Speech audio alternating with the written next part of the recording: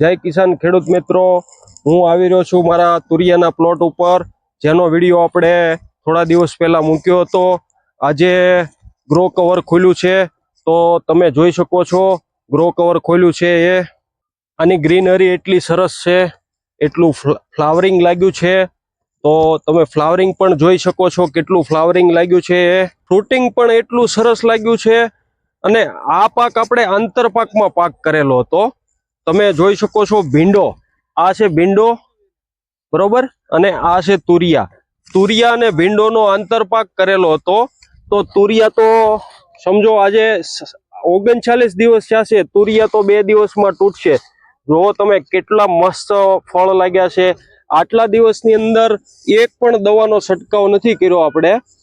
તો ખેડૂત મિત્રો, મારી વિનંતી છે કે તમે ટેકનોલોજીનો ઉપયોગ કરશો તો ખેતી સારી અને સફળતા મળશે. અસ્તુ.